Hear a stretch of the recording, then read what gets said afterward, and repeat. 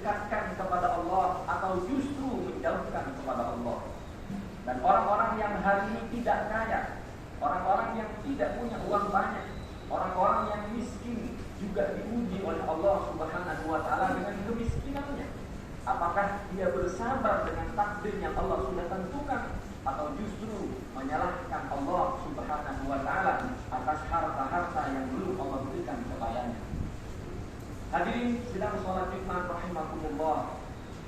Tentu sebagai manusia normal kita menginginkan kekayaan. Kita menginginkan bisa membahagiakan orang-orang di sekitar kita dengan harta yang kita miliki. Karena dalam agama Islam tidak semua ibadah itu bisa dilaksanakan dengan gratis. Ada ibadah-ibadah tertentu yang memang harus berbayar mahal. Sholat masuk ke dalam masjid gratis, tidak perlu berbayar.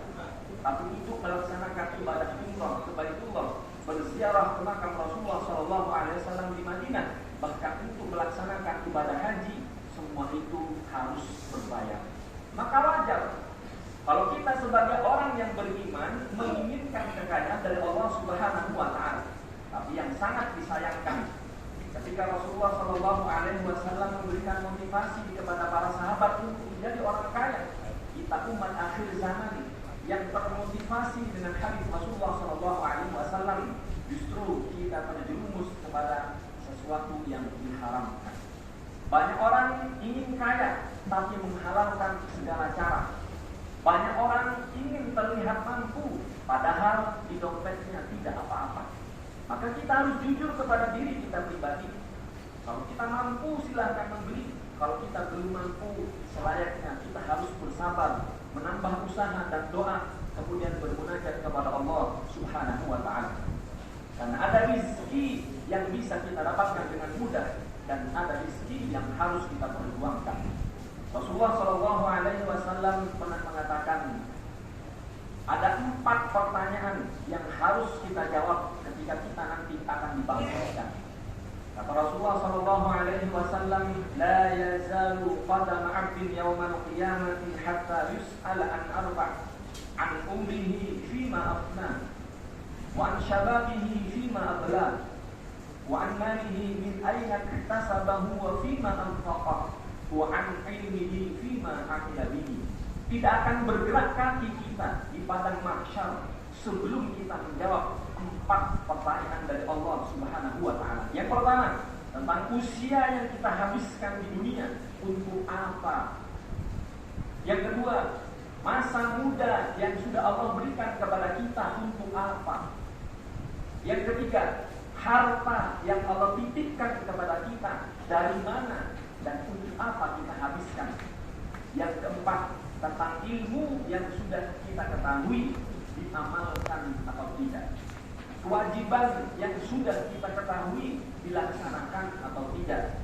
Kita semua tentu sudah meyakini bahwa sholat subuh itu adalah hukumnya wajib. Pertanyaannya dari Allah, apakah sholat subuh atau tidak?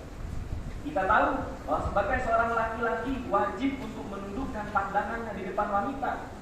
Pertanyaannya, apakah kita bisa menjaga mata kita atau tidak? Semua pertanyaan ini harus bisa kita jawab dan harus kita pertanggungjawabkan. Kalau kita tidak bisa mempertanggungjawabkan semua kenikmatan yang pernah Allah berikan kepada kita, maka kaki kita tidak akan pernah bergeser sedikit pun di hadapan Allah Subhanahu wa taala. Maka ada rizki yang berkah dan ada rizki yang tidak berkah. Ada ciri-ciri rizki yang tidak berkah. Yang pertama, rizki yang tidak berkah susah untuk kita dapatkan. Bahkan dengan mengorbankan ibadah pun belum bisa kita dapatkan. Dengan mengorbankan waktu pun belum bisa kita dapatkan.